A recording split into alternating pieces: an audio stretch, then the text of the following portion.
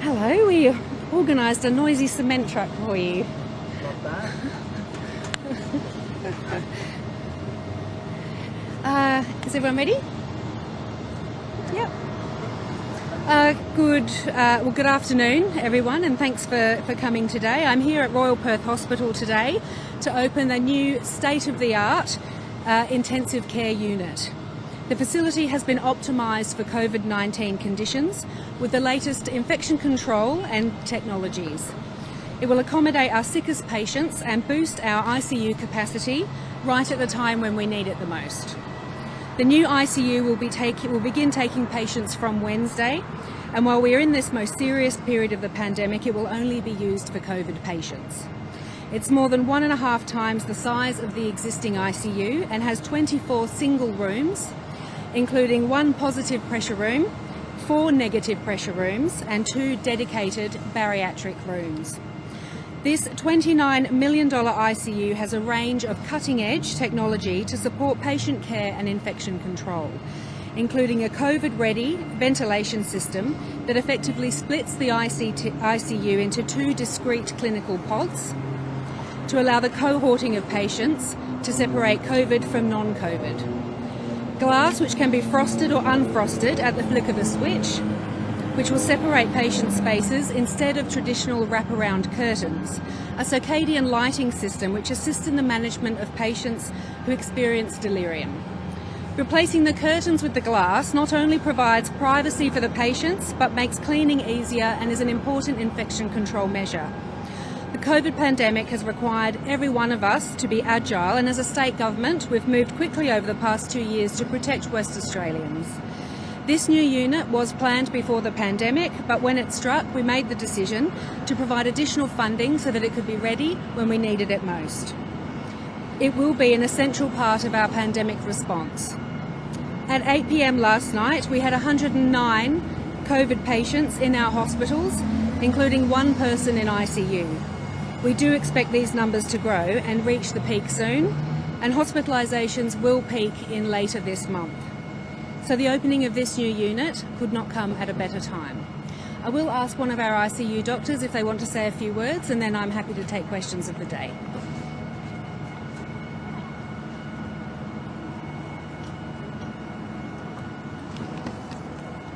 Hello everybody. Thank you, Minister, for coming today to officially open what is the 4th ICU in Royal Perth Hospital.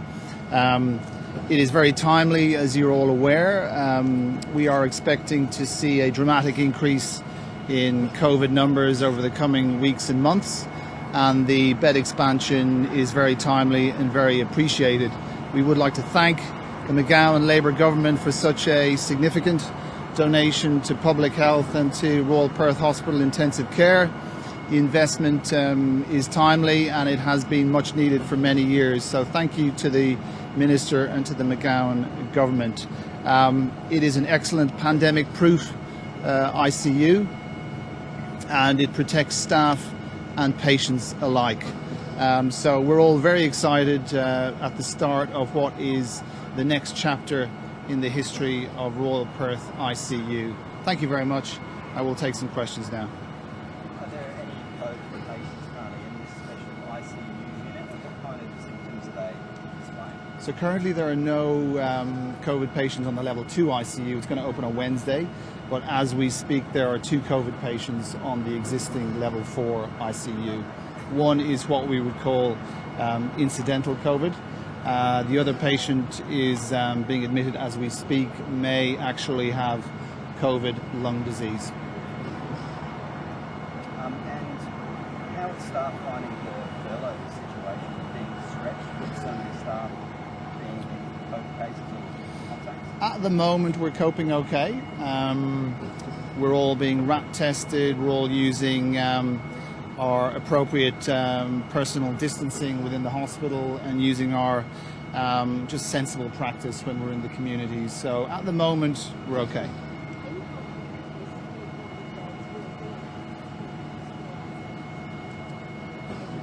Yeah, look, I am feeling confident that the 24 additional beds will be enough. Certainly what we're seeing from the new Omicron variant would suggest that there is less severe lung disease presenting in these patients. So I believe we'll have approximately 15 extra patients in our hospital at any one time, and it will present challenges to our nurse staffing in particular. We have got many plans under development at the moment how to fill the gaps, as it were, but I think the extra unit should be sufficient to get us over the line. We need more nurses. Yeah, no, there's a state shortage of nurses. There's an international shortage of nurses. We are doing our best internally within the hospital to rapidly train our own local nurses, and we've already trained up an additional 30 nurses with further plans for training ongoing.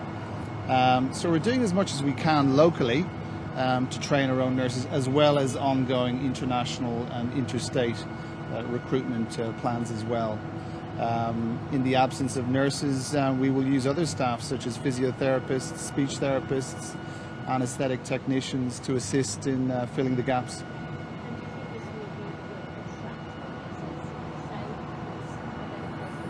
Absolutely, I think it will. It's a very bright, positive environment to work in. It promotes safety for the staff in many different respects. So yes, I think it will attract new nurses to come and work with us. Can you just clarify what you mean by incidental COVID?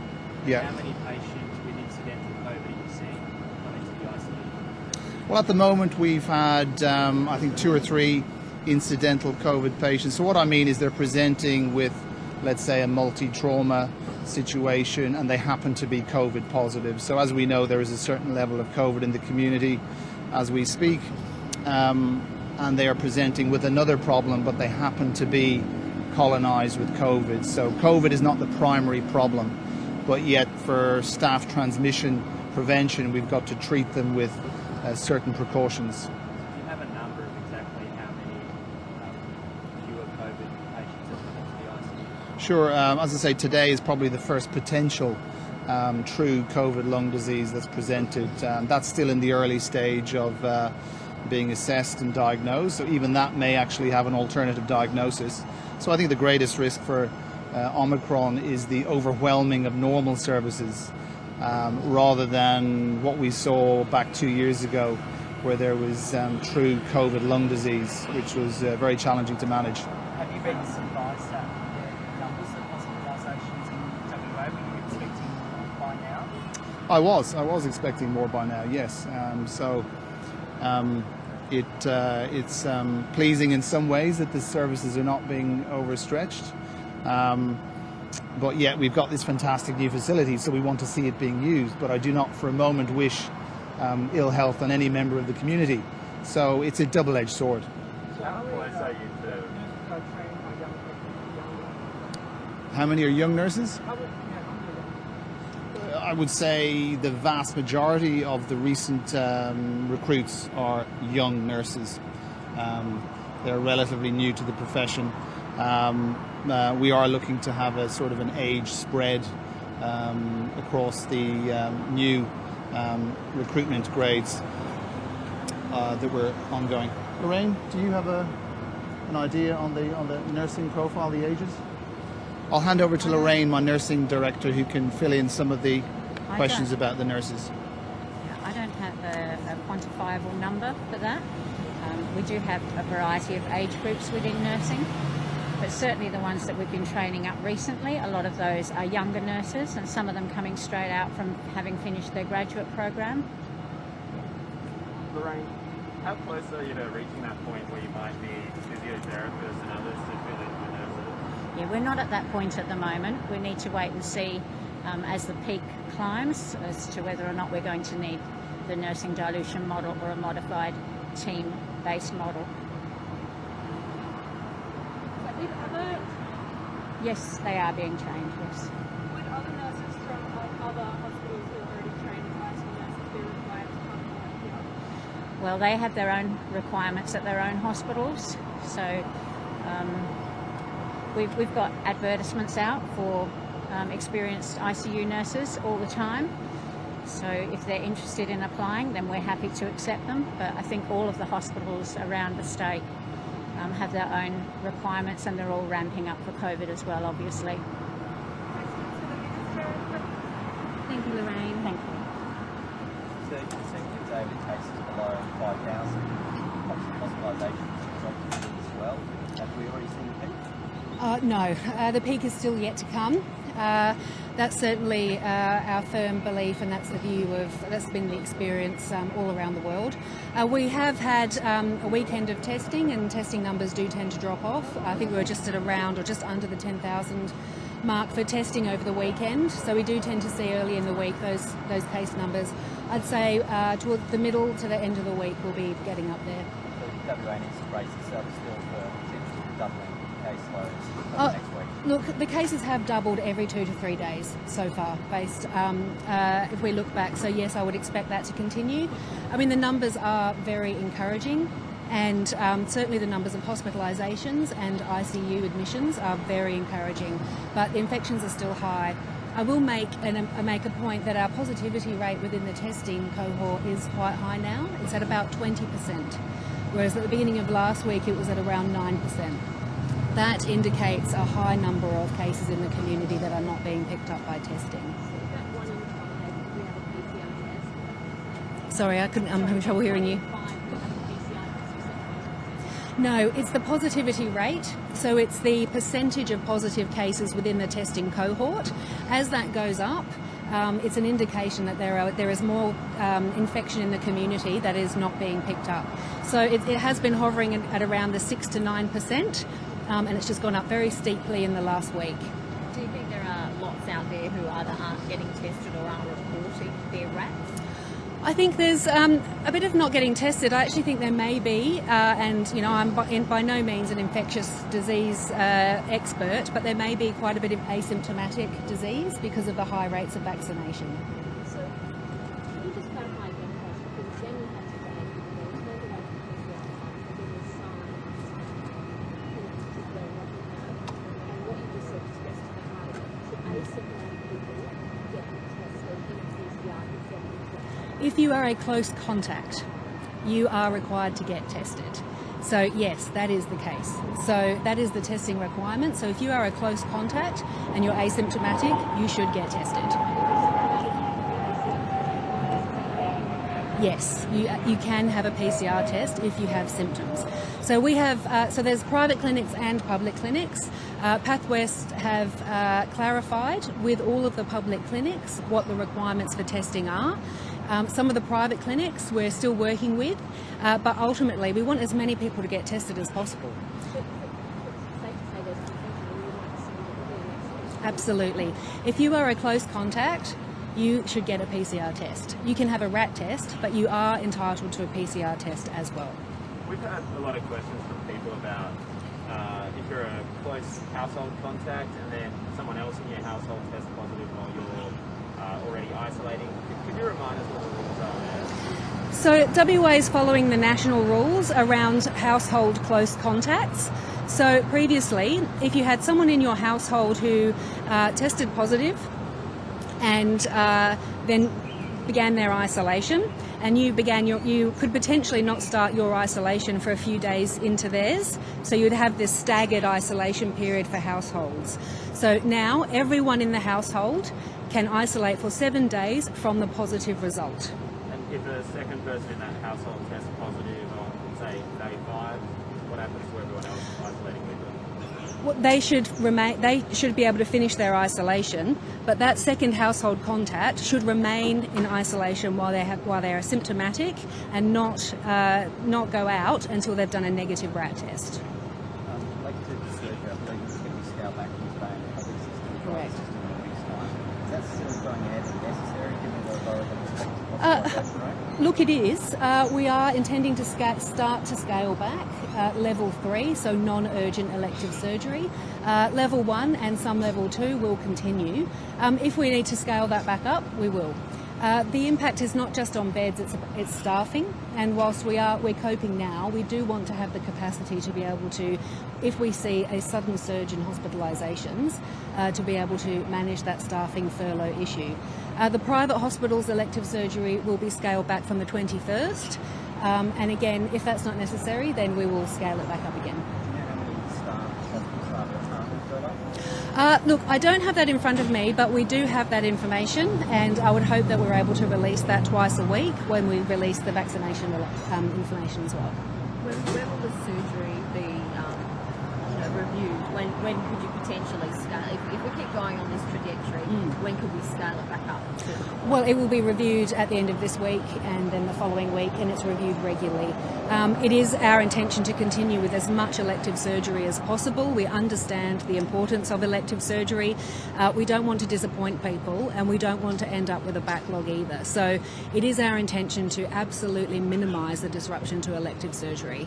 With that positivity rate continuing to trend up, how important is it for workplaces to have a good COVID-safe plan in place? By now, every single workplace should have a COVID-safe plan. And every single workplace who thinks they require their staff as critical workers should be registering their critical workers to allow them to work under the critical worker furlough. So it is, it is absolutely every employer's responsibility to ensure that there is COVID-safe practices within the current directions. What can you tell us about the cancellation of the Ports Pub? My understanding was that a lot of work was undertaken with the organisers of Port to Pub, with the public health team. The issue was not so much the actual swim or the actual race, but the congregating before and after the event. The information that I have was that organisers were reluctant to change that beginning and end, or were unable to because of the nature of the event, and therefore the risk was deemed too great, as they would potentially be congregating without masks. So we understand that it's disappointing, but this will be for a short period, and we certainly hope to be able to lift those level 2 restrictions as soon as the health advice allows us to do that. Are we on track to bring back the restrictions back to level 1 by the end of the month? How are the numbers sitting at the moment? Well, we are tracking pretty close to the modelling, and we based the 4 weeks on that modelling. So I think we're looking hopeful for that. As the Premier has said, he's very keen to wind it back, but we do rely on the health advice to provide us that the assurance that it's safe to do so. We also don't want to do it too preemptively. We have seen some case numbers rising in New South Wales. So we don't want to undo the good work that the community has already done in keeping everyone safe. The peak is obviously still to come, but with the spike in hospitalisations today, you're growing more confident sort of by the day that we're not going to see the extreme level of death, not just the maximum that might have been forecast in some of the modelling? Look, I'm confident in our response. I'm confident in the planning, and I'm confident in our incredible health workforce. I visit hospitals, and the very strong message that I get from the healthcare sector is that we are ready and we are trained to do this, and we've been waiting for 2 years, so they are ready. So, I think we are tracking as predicted, and we are responding as we had planned.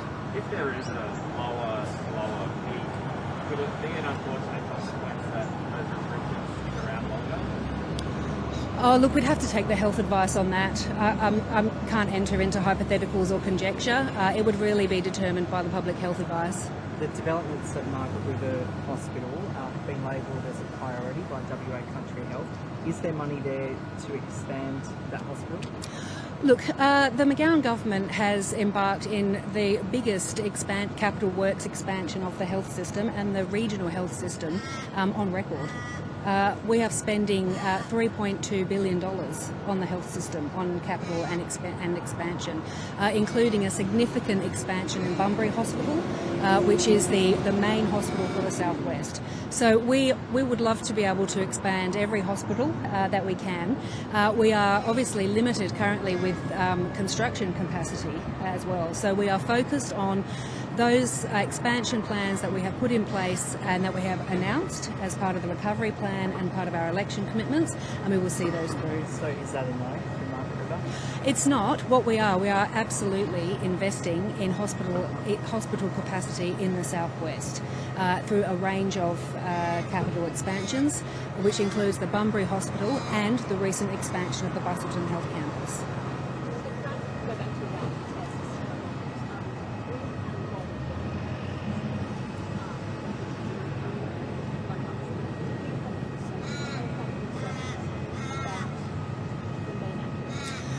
Well, I think you'll probably recall that they weren't actually approved as testing as a diagnostic tool up until recently because the Chief Health Officer and public health officials have concerns about their accuracy.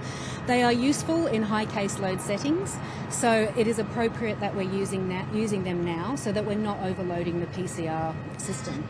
But it is important that people, where they fit the criteria, they go and get a PCR test. So rats are not perfect, and can be problematic if you're asymptomatic in particular, but they are important. They're an important tool to help manage furloughing, critical workforce, schools, so on and so forth. But there will come a time where we don't want them being used in a widespread way. Are you confident the system is able to cope with some of the messaging you're saying now, and once the peak starts growing and cases increase, the PCR testing system is able to cope? We're not going to see a repeated massive lines like we saw recently. Look, I think our forward planning will serve us well. That's not to say there won't be queues at testing centres. There will be queues at testing centres, but we have the capacity for around 35,000 PCR tests every day.